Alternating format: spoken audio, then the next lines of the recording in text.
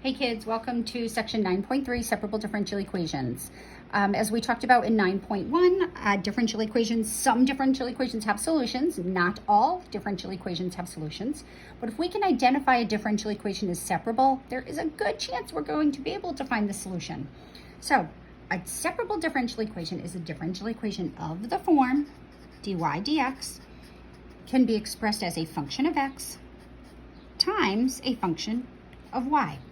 So we're going to just generically use y as our output variable, x as our input variable. That could change, but if we notice over on the right side, the derivative, the differential dy over dx can be broken up into a function of just x times a function of just y. All right, so how is that going to help us? Well, note that if we have dy over dx equals g of x times f of y, I can bring this f of y over to the other side by dividing both sides by f of y, and I get 1 over f of y times the derivative dy dx is equal to g of x. Now we're going to multiply both functions by dx, both the left and right side by the differential term dx, because dy and dx are just differentials. It's the change in y over the change in x. So we get 1 over f of y times dy equals gx dx. And then this is what we're going to work with. So typically we'll call this, we'll identify it as a new function. We'll say h of y equals dy times dy equals gx times dx, right? Where h of y is equal to 1 over f of y. It just looks prettier, right? So if we can get it into this form, then there's an awesome way to solve this. So for example, let's look at this differential equation. dy dx is equal to x times e to the y. So notice we have the derivative. Here we have our function of x, and e to the y is our function of y. So we have a clear product on the right side, which is a function of x times a function of y. So I'm going to bring the y term over to the left side. So if we have dy dx equals x e to the y, this is equivalent to 1 over e to the y times dy dx equals just x. Now we're going to bring that differential over to the right hand side, and we're going to call this 1 over e to the y dy is equal to x dx. And this is what we're going to work with now. Right? Once we have it in this form, we're going to now integrate both sides. So if 1 over e to the y dy is equal to x dx, then the integral of 1 over e to the y dy is equal to the integral of x dx. Pretty snappy, huh? All right, what is the antiderivative of e to the y? Well, let's rewrite this just as a refresher. This is e to the negative y dy. That might be easier to integrate. So these are antiderivatives that often you'll be able to do in your head. The antiderivative of e to the negative y is negative e to the y. And the antiderivative of x is 1/2 x squared. Now we have to be careful because we have to add in the integration constant because these are indefinite integrals. So we can add a constant here. So in theory, we really should have added a constant here and added a constant here, but it can be any constant. They don't necessarily have to be the same. So I'm going to call this constant 1 and call this constant 2. Now we typically don't do this. What we do is on the left side, we tend to ignore this integration constant. Really what we're doing, oops, I lost that negative y there. Be careful. The antiderivative of e to the negative y is negative e to the negative y. I lost that there. We're going to subtract the integration constant over to the right side. So we're going to have plus c2 minus c1. But these are just arbitrary constants.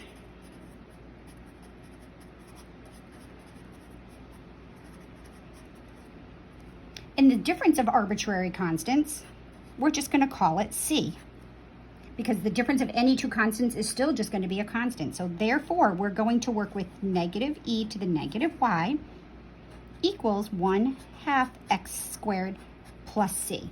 So we tend to skip this step right here, and we're going to go right from the antiderivative of e to the negative y, which is negative e to the negative y, And we're going to imagine doing this step in our head. We're going to integrate x, which is 1/2 x squared, and then we're just going to put the arbitrary integration constant on the right side with the x terms. Right, now once we got here, now remember, we're looking for the function y that satisfies this differential equation. So now we need to solve for y. So to solve for y, let's first get rid of this negative sign. So this is going to be e to the negative y equals negative 1/2 x squared. Now minus c, this gets a little tricky again too, because we typically don't write minus c. We're still going to call this plus c. I'll leave it there for now, but if we have plus an arbitrary constant, that's really no different than subtracting an arbitrary constant. So in practice, we would just say negative 1/2 x squared plus some constant c, because c could be positive or it could be negative. So we typically don't see this, and you know what, I'm actually going to do that just to get you used to it. So we're not going to write minus c, because it's just plus any constant is the same as adding the opposite of the constant. So we're still just going to call it plus c. Now we're solving for an unknown. We're solving for y. Y is up in the exponent part of e to the negative y. So the trick there is to use the natural log function to get that y out of the exponent spot.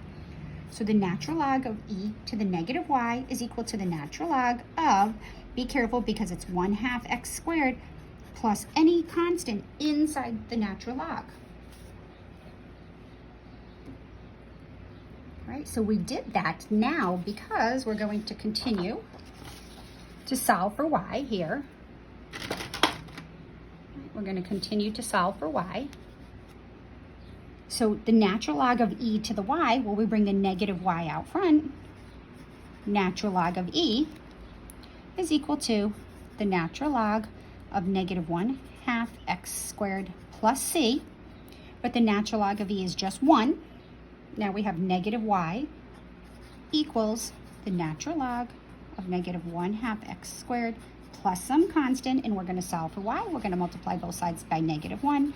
Y is the negative natural log of negative 1/2 x squared plus c.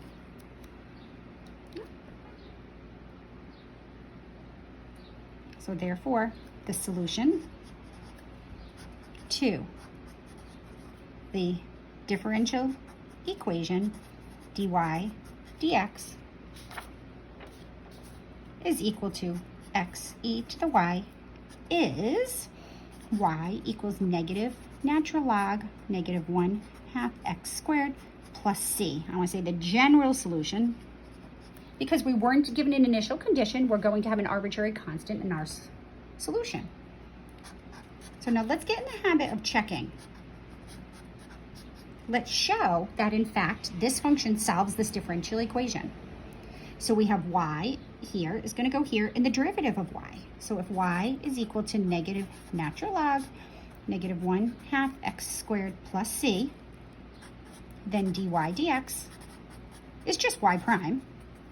So the derivative of the negative natural log is negative 1 over what's inside, negative 1/2 x squared plus c, times the derivative of what's inside, which is negative x. Right? So let's just clean that up. dy dx is equal to, well, negative 1 and negative x just becomes x on top, negative 1/2 x squared plus c. Now, typically we don't leave fractions in fractions, but right now we're just using this as a tool to get the left side to equal the right side. So we're okay leaving these fractions in fractions. We would never leave the solution like this. We would most likely, if it was a solution, we would eliminate the fractions and the fractions. All right, so now we know the derivative and we know y. So now let's put it in here. So the differential equation is dy dx, does it equal x e to the y? So we're going to put dy dx right here. This, whoops, make sure you guys can see what I'm doing. We can put this right here. So we want to show that x over negative 1/2 x squared plus c is equal to x times e to the function y that we found. Negative natural log of negative 1/2 x squared plus c. So does this side equal this side? So y is this function right here. The derivative of y is this function. So is the derivative of y just equal to x times e to the function y itself? So now here's your algebra skills are going to come into play. You don't bring anything from one side over to the other, anything from the right over to the left. We're just going to leave it like this. We're going to get the right side to look like the left side. So now remember, a property that we're going to use often is if we have e to the natural log of anything, that's just anything. So for example, little sub-example, if we have e to the natural log of x to the 7th, that's just x to the 7th. But we have to be careful because we have this negative out front. There's no negative here in order to use this property. So using our properties of logs, we also have a constant to the natural log of anything is the natural log of that anything to the constant. We can bring the constant and make it the power, and the power and make it a constant out front. So using these properties, we now have, I'm going to say x negative 1 half x squared plus c is my left side. But on the right side, I have e. I'm going to bring that negative and make it a coefficient. So this is going to become natural log of negative 1 half x squared plus c to the negative 1 power. So a negative out here becomes a negative 1 power.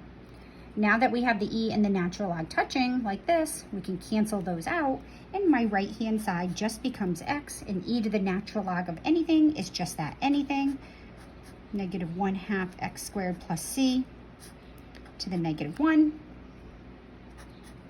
negative 1 half x squared plus c. And does the left side equal the right side? Well, yes, in fact it does. The right side is, well, this negative 1 brings this whole chunk of stuff into the denominator.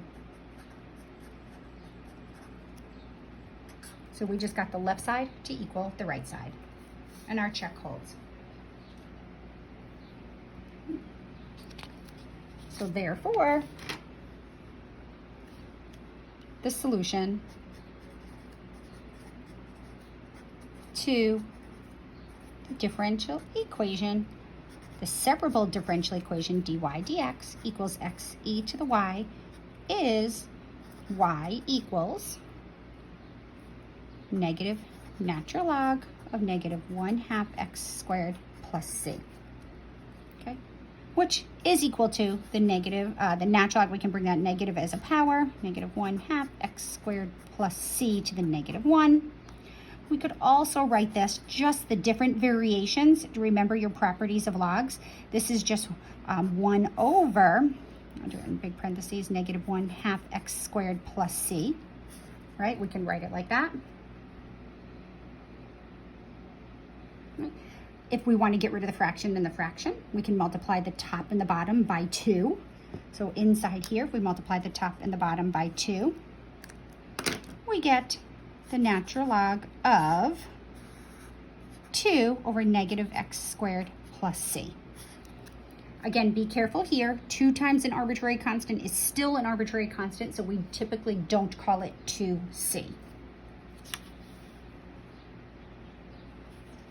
Okay. Let's try another one. Let's look at this guy. Let's find a solution to the initial value problem. So we're first going to find a general solution, then we're going to use this initial condition to find the value of c. So what we have here, let's call y prime dy dx, so we can identify the differentials, is equal to x y cubed over the square root of 1 plus x squared. Now notice I can write this as a product. I can write all the x's here, and I can call this y cubed. So I can write it as a distinct product as a function of x times a function of y. So in this case, this works really nice. I'm going to bring the y cubed over to the left side. I'm going to get 1 over y cubed times dy dx is equal to just this function of x on the right-hand side. So now I'm going to bring this differential dx over to the right-hand side, and I get 1 over y cubed dy equals x over the square root of 1 plus x squared dx. Now I have all my y's on one side, all my x's on the other.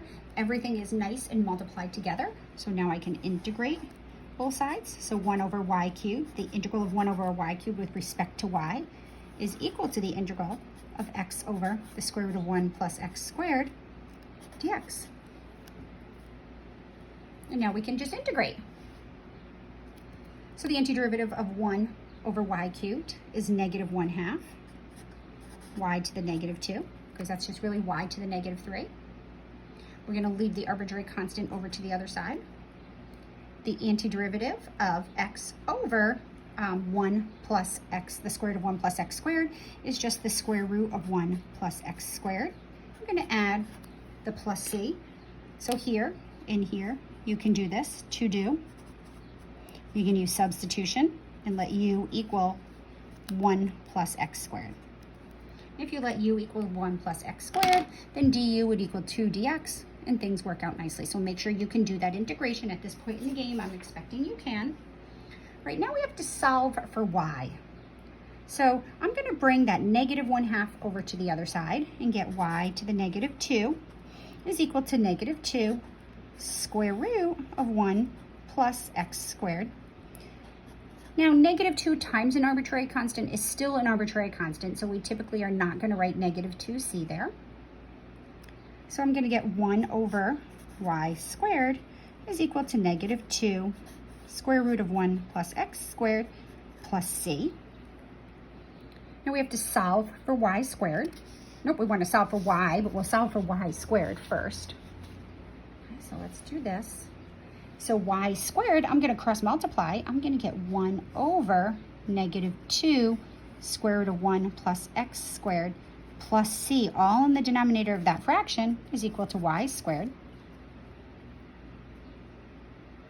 And I'm going to take the square root of both sides. Now here's where you have to be really, really super careful. So I'm going to bring my y's over to this side. The square root of y squared is equal to the square root of 1 negative 2 square root of 1 plus x squared plus c. Right, now here's where we have to be really super careful. The square root of y squared is plus or minus y. So how do we know which one to use? Well, if we didn't know, we'd have to use both, and it would be two separate solutions.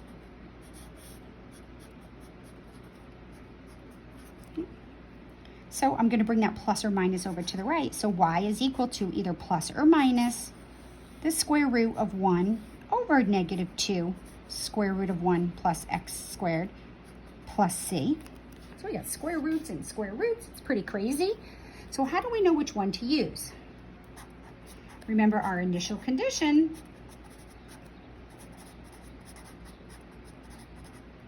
says when we stick 0 in for x, the output is 1. So let's stick in 0 for x. When I stick in 0 for x, I get 1 over negative 2 times the square root of 1 plus 0 plus c, right? And that has to equal 1. And we don't know if it's plus or minus, but notice that when I stick in 0, my output has to be positive 1. So now I know I can eliminate this. So this initial condition not only is going to tell us are we going to use the positive or negative square root, it's going to help us find the value of c. So now we're going to have the square root of 1 over negative 2 plus c, and that has to equal 1. Solve for c. We can square both sides. So 1 over negative 2 plus c equals 1. So c must equal 3. So therefore, the particular solution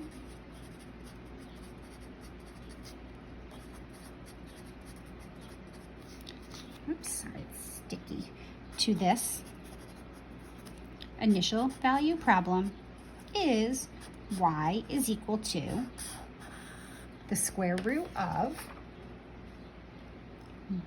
1 over negative 2 square root of 1 plus x squared plus 3. Now notice I can take the square root of the top and the bottom, and the square root of 1 is just 1. So we can rewrite this negative 2 square root of 1 plus x squared plus 3. Woohoo!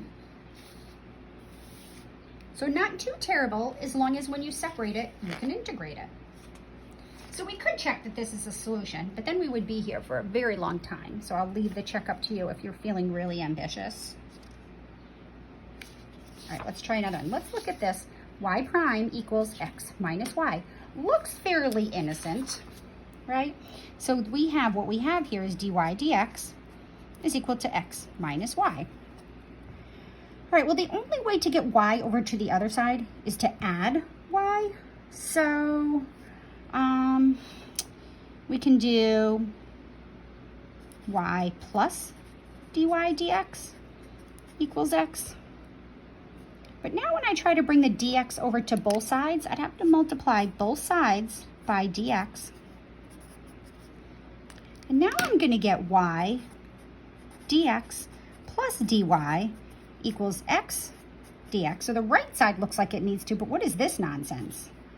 So things aren't working out nicely here. We can't get h of y times dy equals g of x times dx.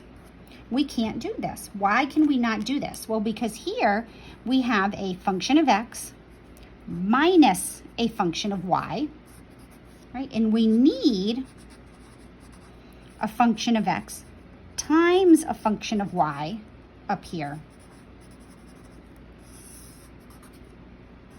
So this is not separable. Y prime equals x minus y is not separable.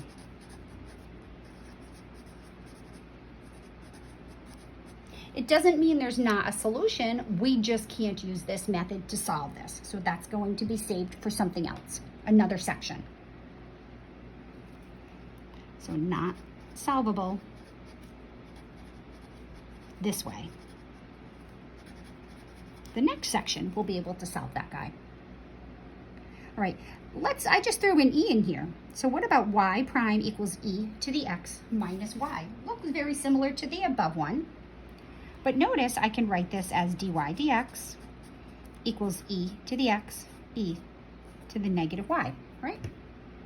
Oh, how convenient is that? Now I have a function of x times a function of y.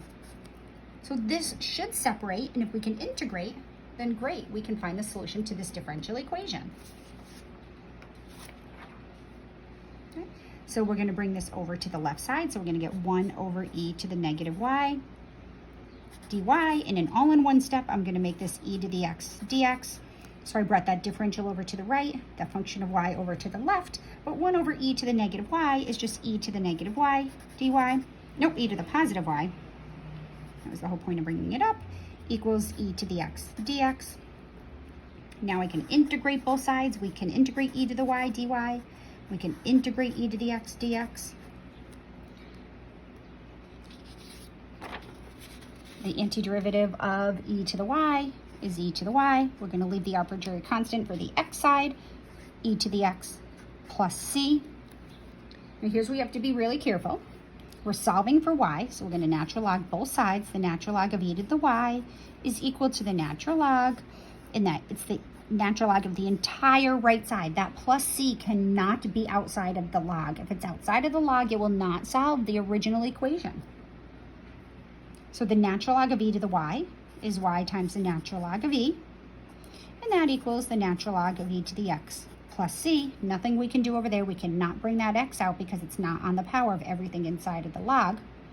So y is equal to the natural log of e to the x plus c. That c has to be inside. Therefore, the general solution, y equals natural log of e to the x plus c. All right, to do, check. Practice.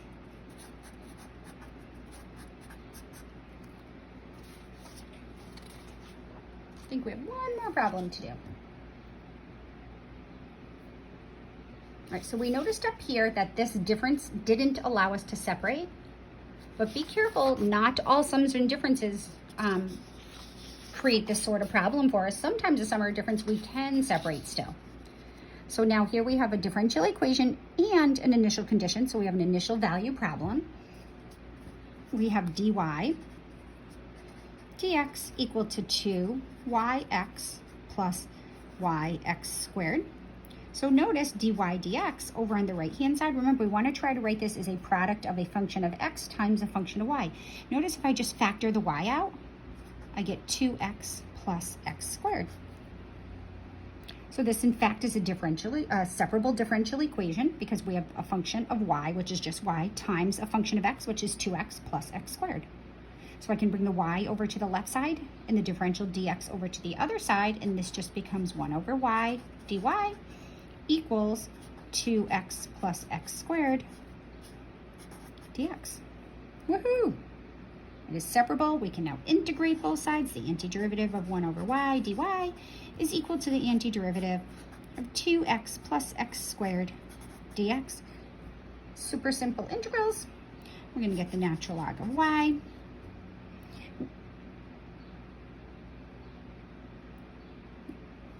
equals x squared plus 1/3 x cubed. And we're going to throw the arbitrary constant over on the right-hand side. So now we're going to do, all right, so how do we solve for y? The y is inside of the natural log this time. So keep in mind, to solve for something that's inside of a log, we tend to rewrite it in its equivalent exponential form, or we raise e to both of those, to the left side and to the right side. So what do I mean? We can write e, if the natural log of y equals this whole mess, then e to the natural log of y equals e to the x squared plus 1/3 x cubed plus c, right? Then e to the natural log of y is just y. So y is equal to e to the x squared plus 1/3 x cubed plus c.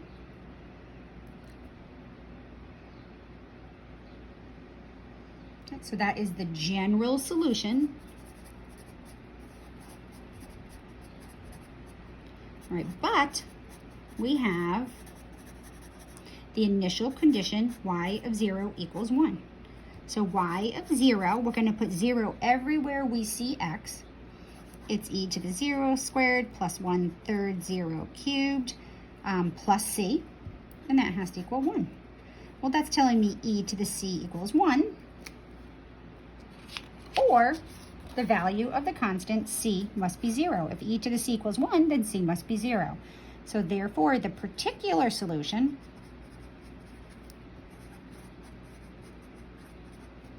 to the initial value problem, y prime equals 2 times the function y times the variable x plus the function y times x squared with the initial condition y of 0 equals 1 is y is equal to e to the x squared plus 1/3 x cubed, and then the arbitrary constant is just 0 because we have that initial condition. All right, separable differential equations. Kind of cool. Not all differential equations are separable, and you can only use this method of solving differential equations if the equation is separable, and once separated, you can integrate it. Yeah, so have fun. Lots of practice. See you guys.